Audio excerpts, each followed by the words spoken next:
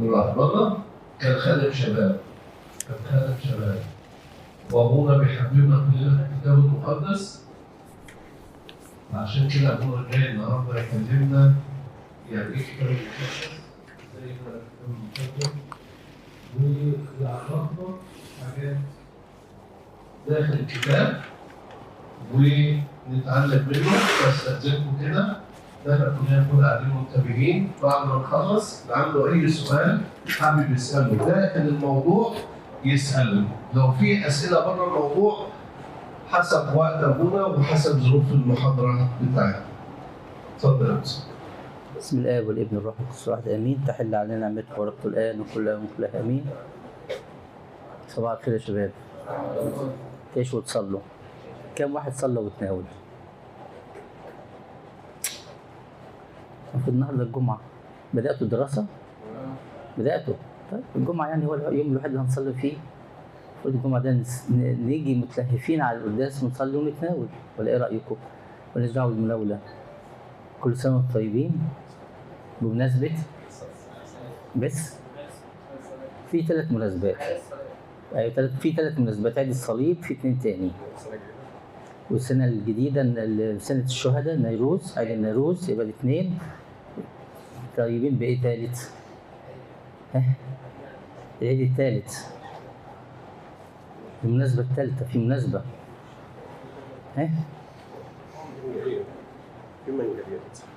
المناسبة الثالثة. مناسبة دخولكم المدرسة. ده عيد. مش كده ولا ايه؟ هنقرا جزء من رسالة معلمنا بولس الرسول للعبرانيين إصحاح 4 عدد 14. عبرانيين 4:14 بيقول ايه بقى؟ حد معاه كتاب مقدس يقرا لي؟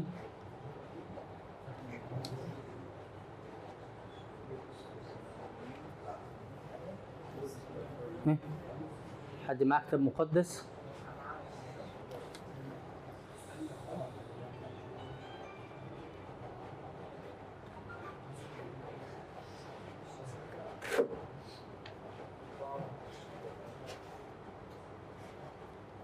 بيقول لأن كلمة الله حية. حد يكمل؟ وفعالة. إيه؟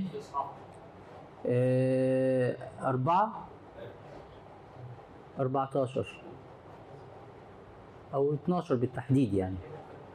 لأن كلمة الله حية وفعالة وأمضى من كل سيف ذي حدين. وليها تكملة كبيرة. فالنهارده بنعمة ربنا نتكلم عن أهم حاجة في حياتنا، وهو إيه؟ الكتاب المقدس. أهم حاجة في حياتنا هو الكتاب المقدس. كم واحد بيقرأ فيكم الكتاب المقدس؟ ما تتكسفوش. 1 2 نص نص ونص 2 ونص. طب ليه بنهمل قراية الكتاب المقدس؟ ليه؟ عاوز حد يجاوبني. طب الناس اللي ما بتقراش، مش هقوم حد بعينه يقول لي ليه ما بتقراش؟ ما تتكسفوش. وبعدين هاخد من اللي ورا، او اخد من اللي حاطط دماغه في الارض مكسوف يعني عشان ما اقومهوش، عشان ما اشوفوش يعني. كنا بنعمل كده واحنا صغيرين في المدرسه، نقعد في اخر دكه ونبقى نقعد واحد طويل شويه زي الاستاذ عاطف كده عشان الاستاذ اللي هو اللي قدام ده ما يشوفناش. يوسف بتقرا الكتاب المقدس؟ برافو. مين تاني؟ توني هيقول لنا. اتفضل. نقول تاخد من اللي ورا، فوقعني وقعت على توني دلوقتي. وبعد توني ياخد معاه الواد اللي اسمه امير ده، ولا اسمه ايه مش عارف. اتفضل. ليه ما بتقراش الكتاب المقدس؟ اتفضل. اتفضل.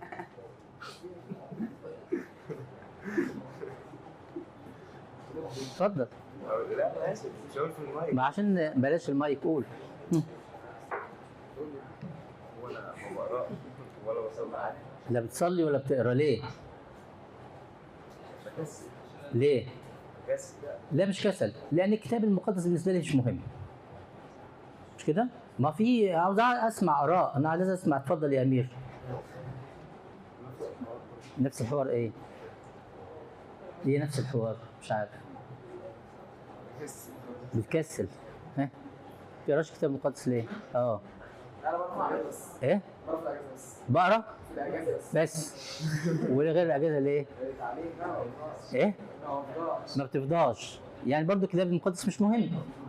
ما لو مهم هتقرا.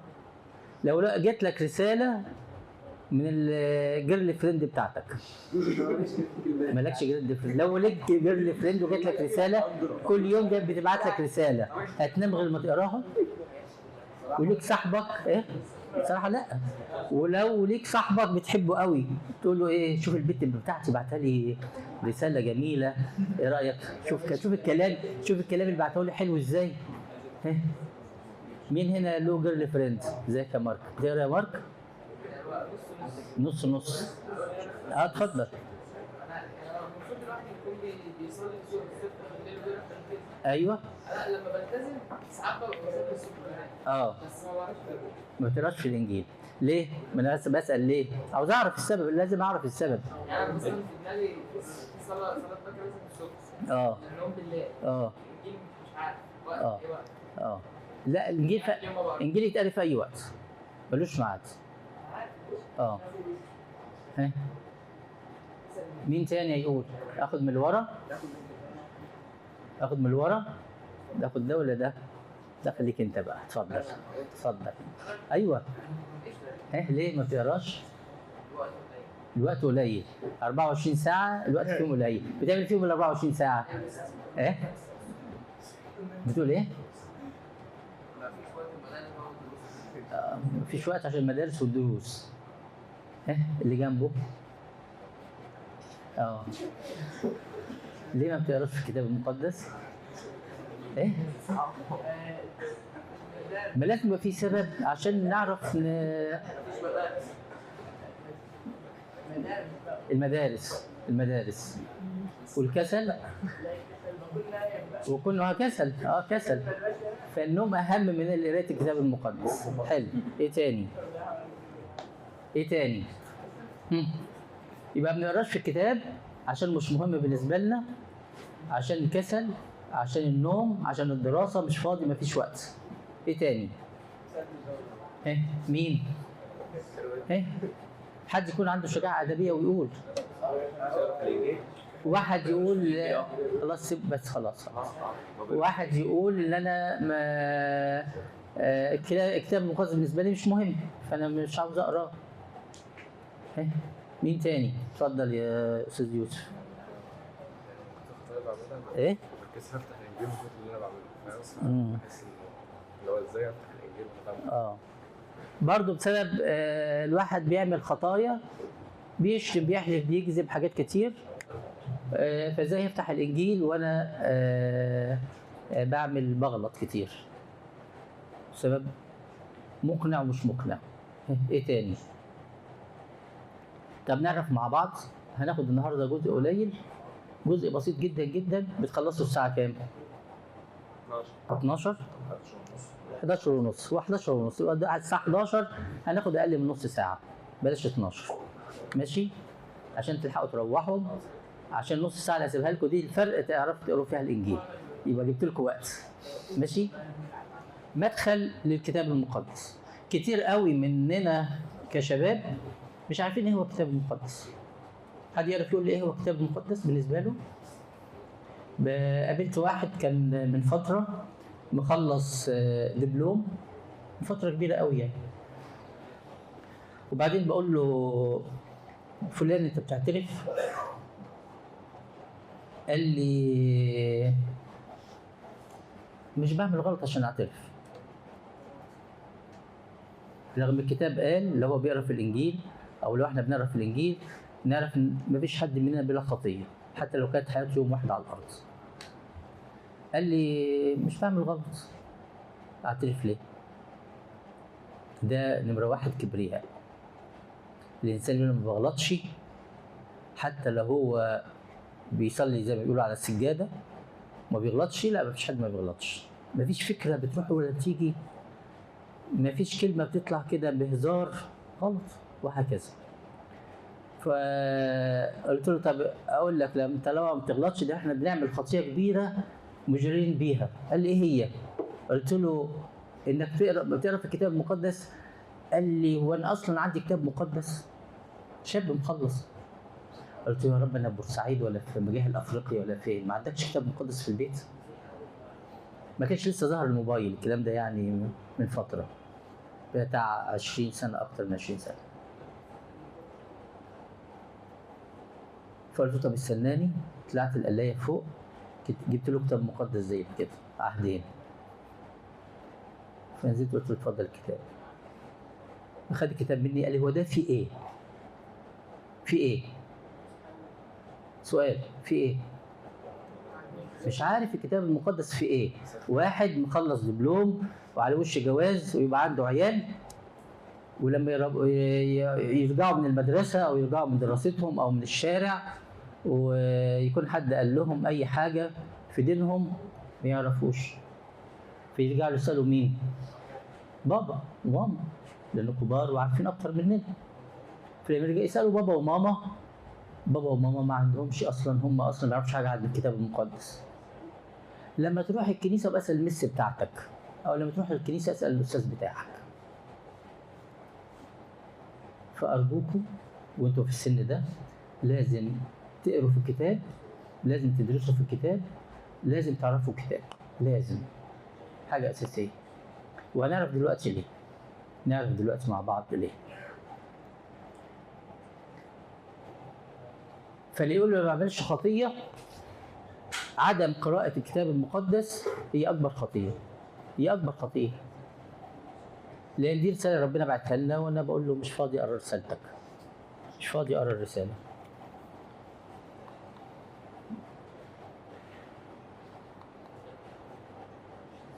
واحنا في بداية السنة رحبت بيكم وقلت لكم إن أنا كمان سعيد ومبسوط إن أنا أكون معاكم النهارده.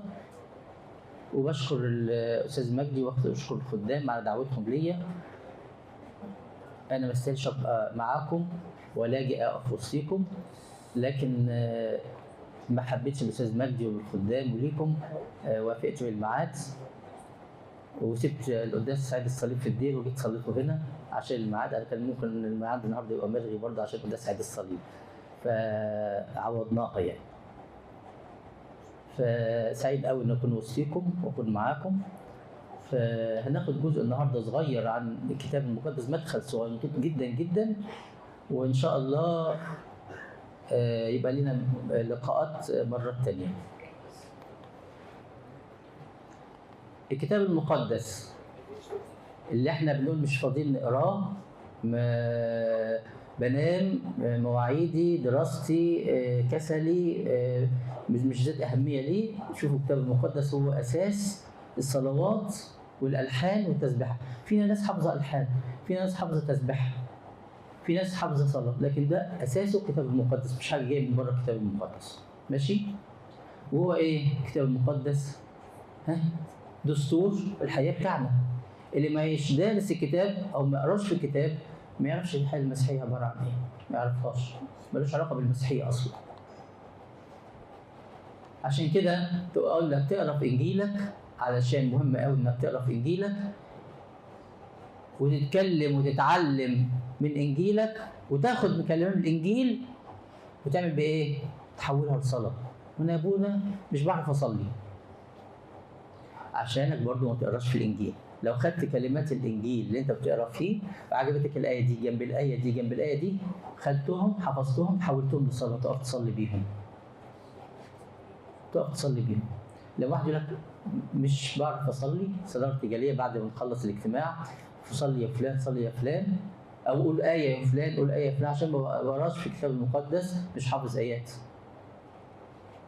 فلازم وانا بقرا في الكتاب اتكلم منه واتعلم منه واصلي من الكتاب المقدس.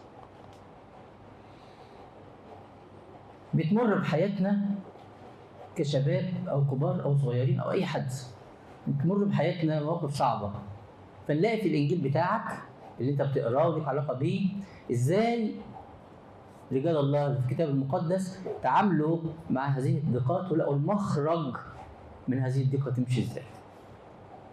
يعني حتى الكتاب المقدس ساعدهم ان يخرجوا من الضيقه او الموقف اللي هم اتحطوا فيه. انا هسمع في الاخر ماشي، وفي جايب لكل واحد جنيه ورقه، اديله اللي جاوب نديله جنيه، بس الجنيه اخضر ماشي، ولا ده دلوقتي ربع جنيه؟ غالبا ربع. اتفضل.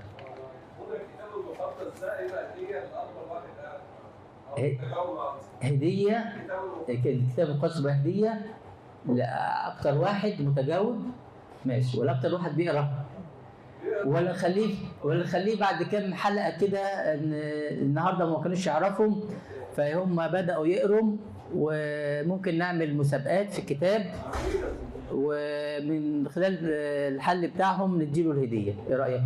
خلي النهارده ياخدوا ربع جنيه بلاش الجنيه. خلاص؟ استاذ مجدي بيعمل لكم اغراءات، استاذ مجدي بيعمل لكم اغراءات بختكم.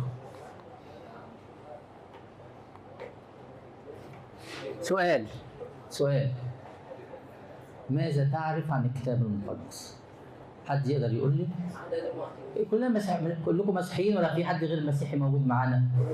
كلكم مسيحيين، بس ماذا تعرف عن الكتاب المقدس؟ انتوا في ثانوي ولا حد في اعدادي؟ عهد جديد وعهد قديم ماشي، ايه تاني؟ ايه اللي تعرفه عن الكتاب المقدس؟ رسالة ربنا بعتها لي شخصيا. الكتاب المقدس عبارة عن عهد قديم وعهد جديد. برافو. يعني العهد اللي انت جاوبتني، العهد القديم ده حاجة قديمة وانتهت وجت مكانها حاجة جديدة، ايه رأيك؟ مش كده؟ لا. انت اسمك ايه؟ مارتن لوثر. حلو. طب بص لي، ولا مكسوف انك تبص لي؟ مش عكسك صدقني. العهد القديم يعني حاجة قديمة وانتهت، والعهد الجديد ده حاجة نيو، ايه رأيك؟ امال ايه؟ يعني ايه عهد قديم وعهد جديد؟ لا ما احبش كده، اللي عاوز يجاوب يرفع ايده ونديله الاذن. ها؟ يعني قبل ما المسيح يتجسد سيبوه يا جماعه يجاوب صح، برافو. العهد القديم اللي غششك قال لك ايه؟ خالص؟ ماشي. العهد القديم يعني قبل المسيح يتجسد، والجديد بعد ما اتجسد. تمام، برافو. هنعرف مع بعض. بيقول الآباء عليه الكتاب المقدس هو الكتاب المقدس هو ايه؟ ولسه قايل لكم في عبرانيين 4 كلمة الله هي ايه؟ مش معايا. كلمة الله حية فعالة أمضى من كل سيف ذي حدين. يبقى كلمة ربنا هي الايه؟ الإنجيل. يبقى الآباء قالوا عليه ايه؟ هو كلمة الإنجيل هو ايه؟ كلمة الله. هو مش كلمة الله بس، ده هو فم المسيح. بق المسيح اللي بيتكلم. والبق ليه شفتين، الشفة عهد قديم وشفة عهد جديد. ولما افتح كتابي المقدس الدفتين بتوعه ده، هو كأن المسيح يتكلم معايا. اللي احنا مش عاوزين نقراه، مش عاوزين نعرفه، مش عاوزين نفتحه، هو كلمة ربنا. فربنا بعت لي كلمة، بعت لي رسالة، فلازم أقراها. في الصلاة بكلمه، في الإنجيل هو بيكلمني، هو كلمة ربنا. نمرة 2 هو فم المسيح. ولما أفتح الإنجيل كأن المسيح بيتكلمني. والدفتين بتوعه الإنجيل عهد قديم وعهد جديد زي ما أخوكوا قال. بيتقسم العهد القديم، حد يعرف يقسمه لي؟ أنا قلت لكم قبل كده كذا مرة. ها؟ أيوه؟ 7 8 4. أمال؟ ها؟ بس عشان ما تلخبطش الدنيا نعرفها مع بعض. سهله وكلكم عارفينها من صغركم، وبس كمان مكسوفين تقولوا. انا عارف مكسوفين تقولوا، مش كده كرولوس؟ مكسوفين تقولوا. عباره عن زي ما انتم شايفين كده، عباره عن 5 صوابع. اول صباع اصفار الشريعه او اصفار موسى ال5. هسالكم بعد كده عشان اديكم الربع جنيه. اصفار موسى ال5، وبعدين اصفار تاريخيه، اصفار شعريه، انبياء كبار، انبياء صغار. تاني او اسهلها عليكم، اصفار الشريعه اصفار موسى ال5 هم كام؟ 5. خلاص. وبعدين 12 اصفار تاريخيه، وبعدين اصفار شعريه 5. يبقى قلنا 5 12 5. ال5 اللي بعدهم اصفار انبياء كبار اللي كنا بنتكلم عليهم دلوقتي، وبعدين 12 انبياء صغار. تاني نرجع تاني ولا اتفهمت؟ نرجع تاني. مين يقول مش فاهمها قولها لي تاني. اجين. حاضر.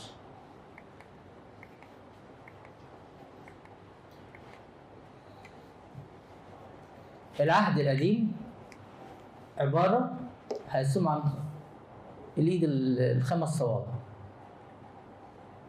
5 12 5 5 12. تاني 5 12 5 5 12. ال5 الأولانيين هم أصفار موسى ال5. ال12 اللي بعدهم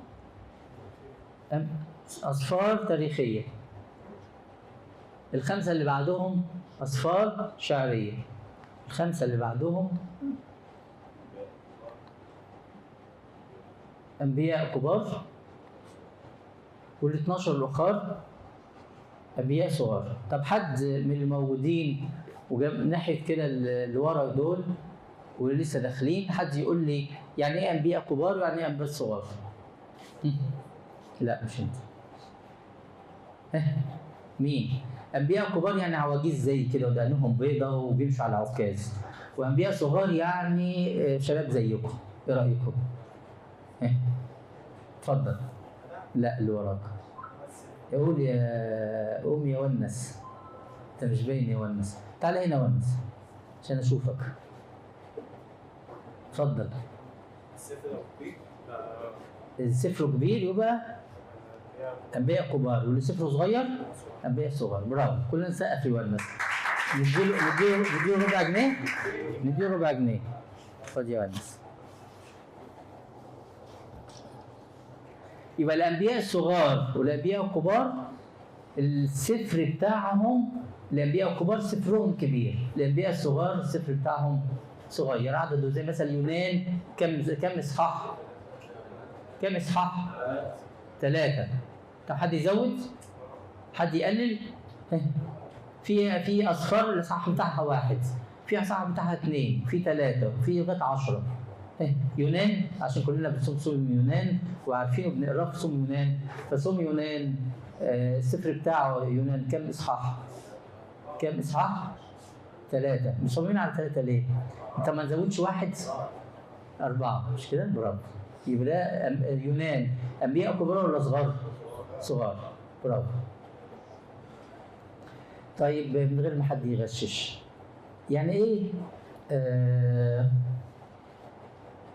صفر؟ صفر هو زيرو ولا صفر يعني إيه؟ صفر. صفر المكابيين، صفر تكوين، صفر الخروج، صفر أي صفر. يعني إيه صفر؟ كلمة صفر. يا أنطوني صفر يعني إيه؟ زيرو؟ إيه؟ سمعني. يعني أول الأصفار صفر التكوين؟ يعني إيه كلمة صفر؟ يعني والصفر بالسين ولا بالصاد؟ بالسين. يبقى إيه؟ بالصاد يبقى زيرو. طب والسين؟ الصفر تبقى كتاب، بوك. بوك يعني إيه بالإنجليزي؟ أو كتاب يعني إيه بالعربي؟ كتاب يعني إيه بالعربي؟ كتاب. ويعني إيه بالإنجليزي؟ بوك. طب كتاب، كلمة سفر معناها ايه؟ كتاب. كتاب.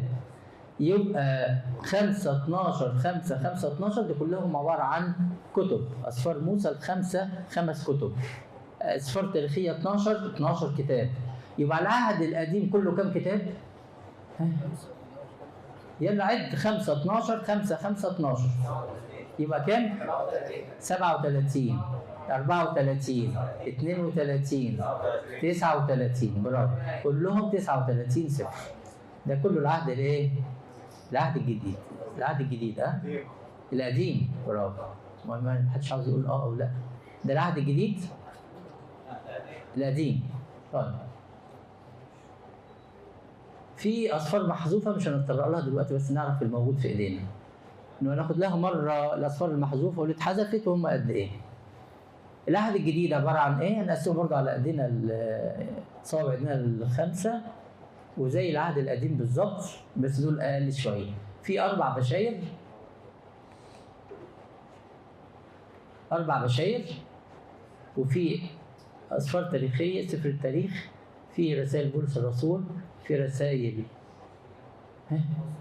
الجامعه او كاسيليكون، وفي رساله اخر حاجه في الكتاب المقدس سفر الرؤيا. سفر الرؤيا نشوفهم مع بعض. ادي البشاير ال4، وادي رسائل بولس الرسول دول 14 مش 13 تغلطنا في الكتابه، ورسائل الجامعه 7، واخر سفر الرؤيا. يبقوا كام سفر؟ كام كتاب؟ كام سفر؟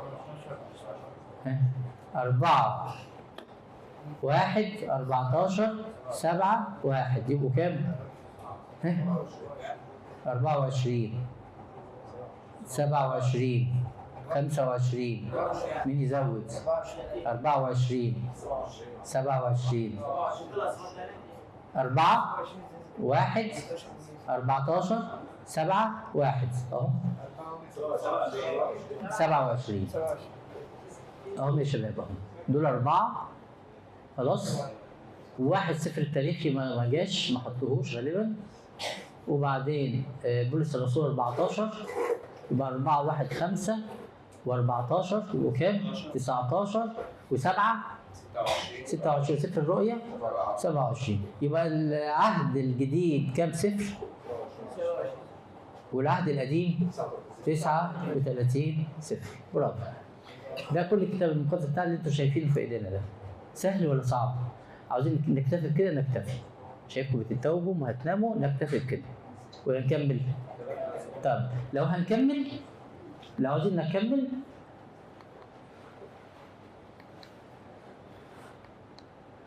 نكمل حد واحد يجي هنا بالمايك يقول لي يقسم لي العهد القديم والعهد الجديد وقد ايه وقد ايه، او واحد بس يقول لي قسم لي العهد القديم وواحد تاني يقسم لي العهد الجديد، ياخد ربع جنيه وياخد ربع جنيه. بدل ما ادي ربع جنيه للاثنين، الواحد اديهم للاثنين. مين ولا اختار؟ مش هتنقل له نقطة تانية لما كنا اتأكدت ان احنا فهمنا دي. ده مين ده اللي فارس؟ لا ما ينفعش فارس احلامي. ما ينفعش. مين؟ مين؟ ما لسه قايلهم. مين؟ بشوي؟ تعالى بشوي. اتفضل ما تتكسفش. العهد القديم عبارة عن ايه؟ بلاش مايك. بلاش مايك. هو يقول وانا اقول. العهد القديم عبارة عن ايه؟ 5 12 5 5 12. طب ما تقولهم عشان هم كده عاوزين يسمعوا. ايوه قول. مش عارف مايك. ليه؟ عيب يعني؟ عيب؟ مش عيب اهو والله مسامعين. بلاش غير والله. العهد القديم عبارة عن 5 12 5 5 12. 5 12 5 5 كم صفر؟ 39. 39. تقدر تقسمهم لي؟ 5 5 أصفار. أصفار موسى. 5 تمام. و12 12 أصفار تاريخية. 12 أصفار تاريخية. 12 و12 أنبياء. لا ترتيب 5 12 5 شعرية. ايوه 5 ما تلخبطوش بس 5 5 كبار بيئة كبرى و12 صغير، كلنا نسقف له. برافو. حد يقول تاني؟ حد يقول تاني؟ خد يا بيشو، ده ربع جنيه. ها؟ طب عاوز واحد بقى شاطر زي بيشوي يقول لي العهد الجديد. واحد شاطر زي بيشوي، يقول لي العهد الجديد. احنا قدامنا 7 دقايق لسه ما خلصناش، احنا اتفقنا نخلص 11:30.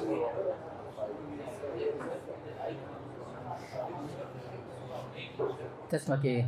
ايوه انت بنضاره تيشيرت اصفر. ايوه انا. ايوه انت. ايوه انا. تعالى. مش لسه قايل؟ ما بتعرفش ليه؟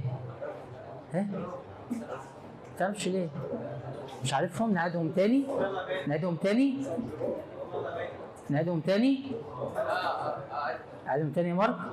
العهد القديم والجديد. الجديد بس. جيروم ماشي. طب بس اشوف مارك بيقول عيدهم تاني. نعيدهم تاني وبعدين ناخد او تعالى يا جيروم بعدين نعيد تاني. حاضر.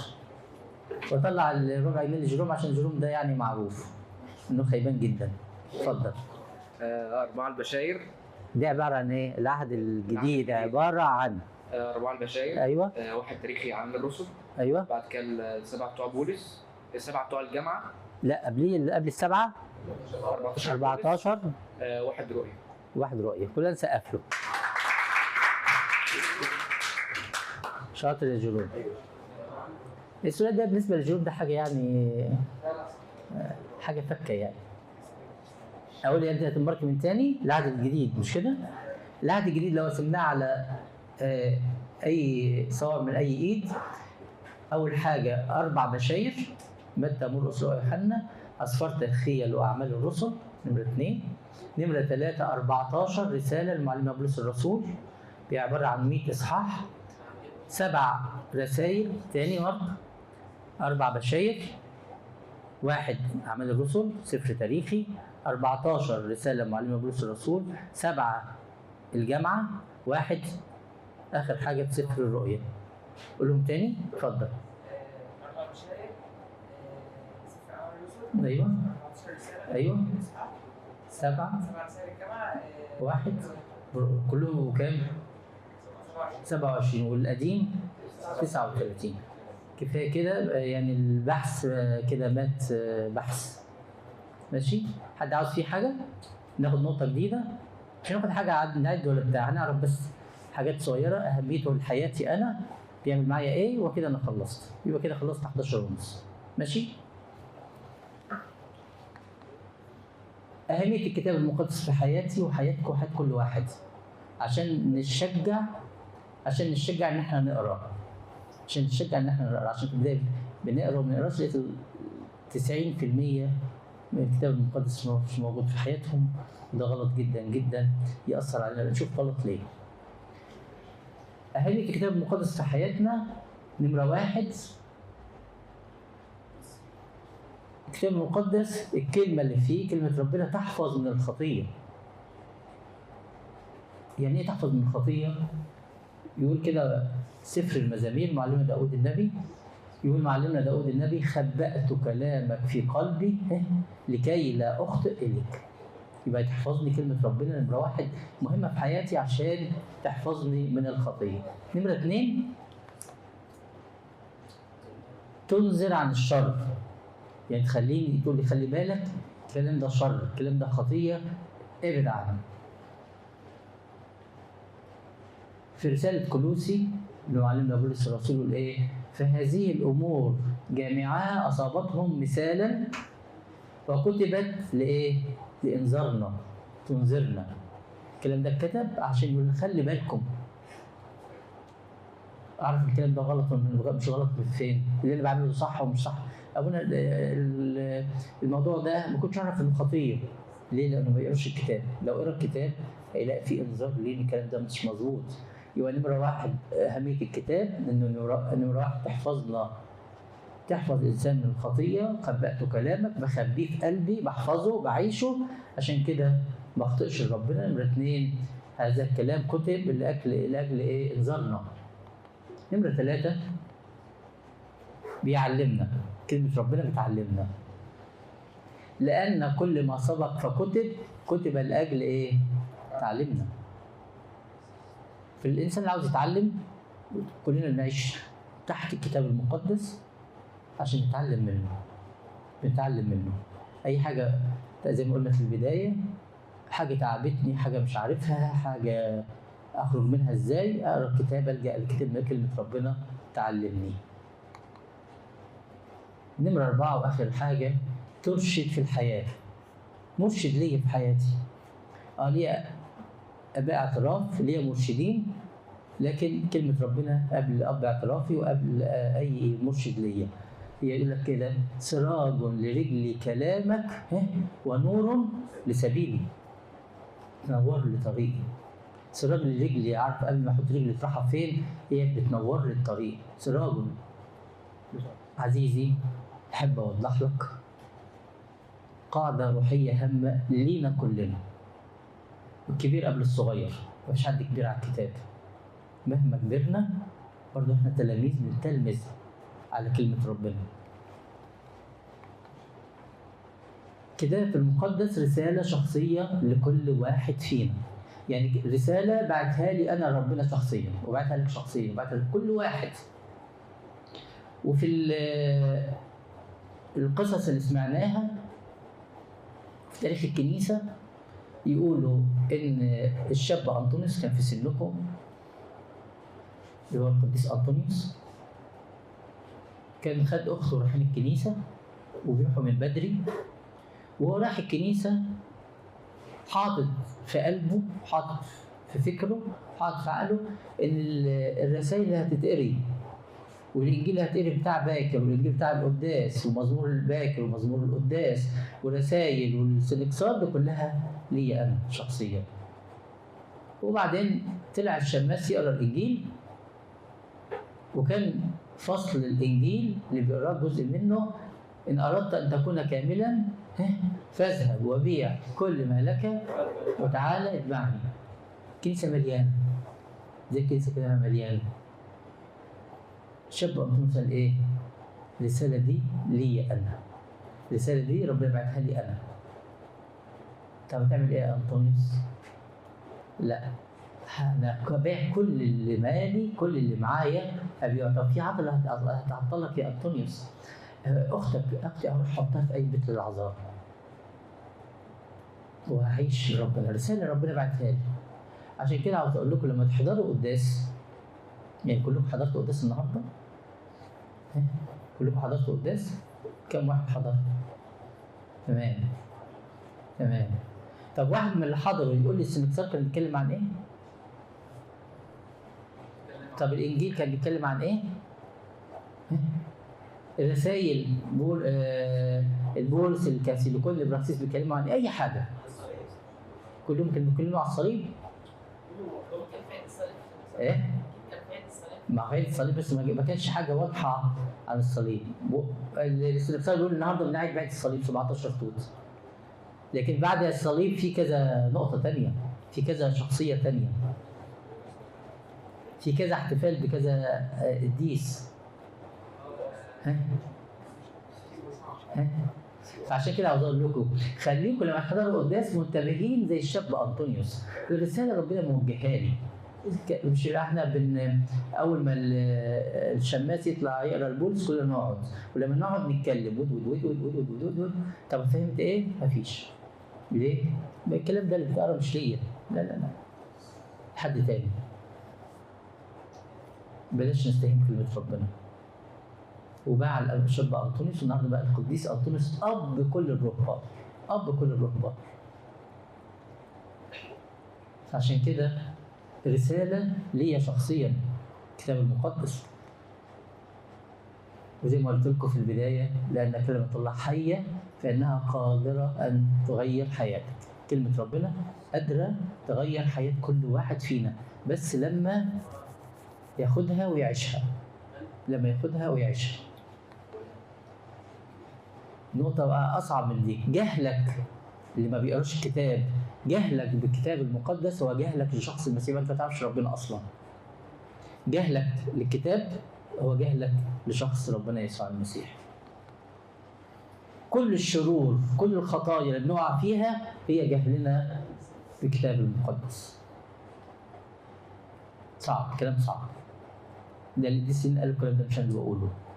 جهل الكتاب المقدس وجهل المسيح. كل الخطايا اللي بقع فيها هي سبب جهلي ان انا ما اعرفش حاجه في الكتاب المقدس. الكتاب المقدس اخر حاجه هو قوه للشباب، وقوه الشباب. هي الطاقه الحيويه بتاعت الشباب. ياخدها يعيش بيها. زي مين؟ كان شاب كان قوه للشباب وحفظتهم الخطيه. يوسف العفيف. يوسف العفيف كان عبد في بيت فوطيفار، وزوجة فوطيفار بتتحايل عليه فترة طويلة جدا إنه يعمل معها الخطية، وعبد. العبد في أي بيت زي الخدام في أي بيت بتحايل عليه فترة إنه يعمل معها الخطية، وهو عبد. والعبد ما يقولش بتسيده غير حاضر، مش كلمة لا ما تطلعش من بقه أبدا. حاضر، حاضر يا سيدي، حاضر يا ستي، نعم يا سيدي، نعم يا ستي، مش أكتر من كده. ملوش رأي ولا له حاجة خالص، زي خدام. ده أصعب، ده عبد. فلأنه يوسف ده بتاع ربنا، كان الرب مع يوسف فكان رجلا ناجحا. كان الرب مع يوسف. طب ليه يا رب كنت مع يوسف؟ لأنه كان معايا، ما كانش سايبني. فالبداية أنا كنت مع ربنا، فربنا ما سابنيش، بقيت إنسان ناجح. فعشان ربنا ما سابوش قال لأ.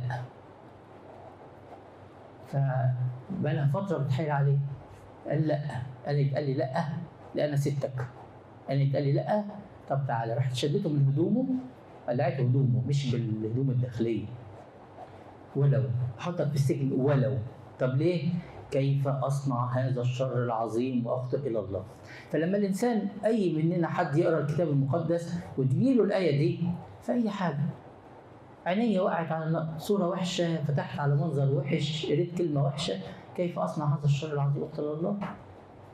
إيدي هتعمل حاجة وحشة، فكرة هتعمل حاجة وحشة، بقي هيقول حاجة وحشة، كيف أصنع هذا الشر العظيم وأخطئ إلى الله؟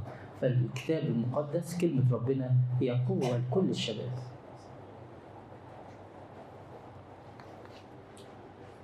القديس أغسطينوس بقى بيقول لنا حاجة جميلة جدا.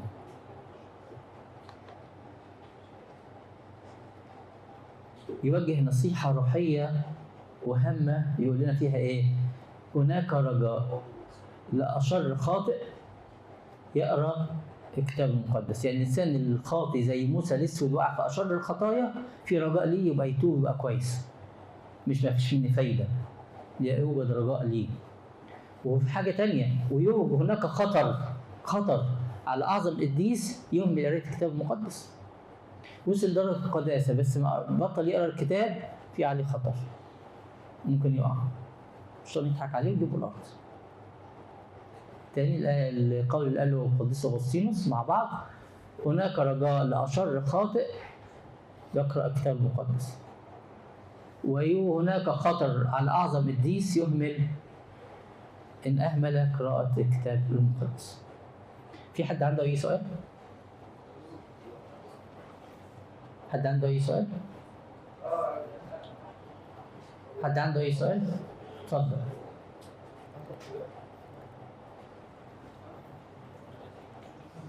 بعتنا لينك للشباب رسالوا كام سؤال. لقيت سفر النشيد مكتوب بطريقه شعريه.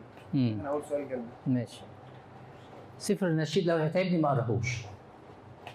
تمام. ليه الكتاب المقدس؟ ما يقراهوش غير الناس البالغين، الناس اللي وصلوا لدرجه روحيه، لان كل اللي فيه هي بتخاطب انسان روحي، كلها كلام روحي. ماشي؟ وممكن مره نيجي نقول لكم بعض التفاسير لبعض الكلمات اللي في سفر نشيد الانشاد. ليه الكتاب اتقسم عهدين، وكان ليه الاولويه للاصفار قبل الاصفار؟ طب الناس دي لو سالت ما تقوم تسال. اللينك واحنا متفقين ان هم يبعتوا الاسئله على اللينك. فدي اسئله هم القايلين. وليه الاسئله وليه الاصفار مترتبه على اصفار، وايه الاهميه ان احنا حطينا اصفار وشلنا اصفار معينه من الكتاب المقدس؟ تاني. هو تاني. سؤال كبير شويه. نمره واحد، ليه مقسمينه عهدين؟ الكتاب المقدس بيحكي عن نمره واحد العهد القديم، زي ما قلت لكم وبعض اخواتكم قالوا ان قبل ميلاد المسيح كان في فتره الانبياء وفتره التكوين، الحاجات دي كلها ماشي. فدي كلها بتحكي عن ما قبل الميلاد، وبتحكي عن تنبؤات الانبياء الكبار والصغار، قالوا نبوات كتيره عن مجيء المسيح. في العهد الجديد بيحكي بقى قصه ميلاد المسيح ومعجزات المسيح، الفتره اللي عاشها المسيح على الارض، وتحقيق النبوات اللي حصلت في العهد القديم. ببساطه. الثالث دلوقتي هو ايه الآلية اللي الآباء عملوها عشان يجمعوا الأصفار؟ يعني ده صفر ماشي، خصوصا في العهد الجديد. يعني ده تمام قانوني معانا، ده لا. غير ان هم يعني احنا دلوقتي لما بنيجي نشوف الرسائل الشرعيه وحد يتكلم ياكد ان هي موجوده، يقول لك الاب اغسطينوس مثلا اقتبس منها، وحد اقتبس منها، وريجينوس اتكلم عنها. لكن وقتهم هم بقى وقت مين؟ وقت القديسين بتوع القرن الاول والثاني. يعني هل هم كان عندهم نفس النسخه كامله ماسكه في بعضيها كده؟ انا اللي انا فاهمه ان لا، كان كل رساله لوحدها. فهم كانوا بيفرزوا الرسائل دي ازاي؟ اللي انا اعرفه يا جيروم، سؤال مش هي، اتفضل استريح. سؤال يعني مش جوهري قوي، خد بالك، لان انا اؤمن بحاجه ان كلمه الله أو كل الكتاب هو ايه؟ موحى به من الله. ده واثبت لك كمان ان لما جه سمعان الشيخ وهو في الترجمه السبعينيه وهما بيترجموا الكتاب في العهد القديم، حب يغير، عشان عاوز اعرف ان دي كلمه ربنا وموحى بها من الله. محدش يقدر يقول لك في سفر الرؤيا لا حد يقدر يزود ولا حد يقدر ينقص. ما حدش يقدر يزود حرف ولا ينقص حرف. فجي يترجم من عذراء لفتاه لامراه، ما عرفش. لكن ترتيبه هيفرق معايا ايه؟ هي كلمة كل كتاب كلمة ربنا ولا مش كلمة ربنا؟ بس خلاص، يعني احنا بنعيش على الكتاب المقدس والتقليد. ايه قبل ايه؟ مش فارقة معايا. كلمة ربنا ولا مش كلمة ربنا؟ احطها في دماغي.